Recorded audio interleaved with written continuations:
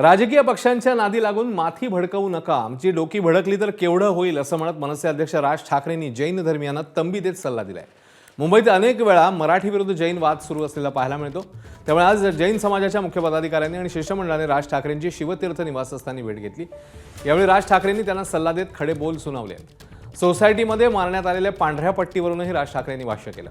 पांढऱ्या पट्ट्या मारून विनाकारण वाद निर्माण करत आहात. पूर्वीपासून गुजराती लोक इथे राहत आहेत, मात्र आताच गेल्या 10-12 वर्षात हे कधी सुरू झालं, असा राज ठाकरेंनी प्रश्न विचारला.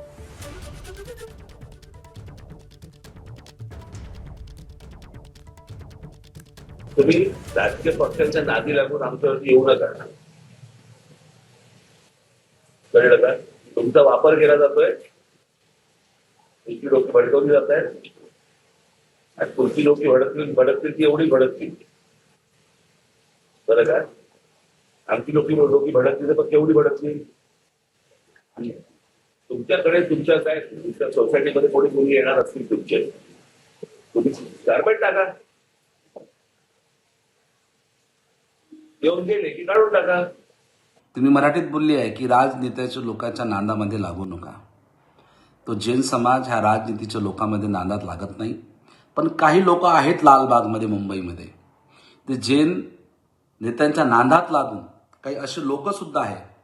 त्यांची पुरी लिस्ट माझ्याकडे आहे, नेत्यांची बी लिस्ट माझ्याकडे आहे. दोन समाजामध्ये तीड कसं निर्माण करणं तुम्ही राजसाहेबांना सांगतो की त्यांचा पण तुम्ही भरपूर समाचार घ्या. तुम्ही सरसकट पांढरे पट्टे मारणार, काय सांगायचं तुम्हाला? पांढरे पट्टे मारून विनाकारण वाद निर्माण करतायत.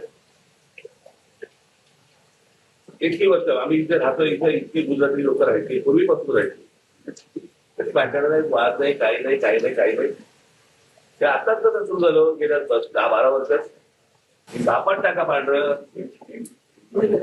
पांढरं कापड टाका ना. जेव्हा येते त्याला पांढरं कापड टाका, ते गेले की कापड काढून टाका. पट्टे कसे मारताय? ट्रॅफिक मध्ये असता तुम्ही, ट्रॅफिक डिपार्टमेंटला पट्टे मारायला मग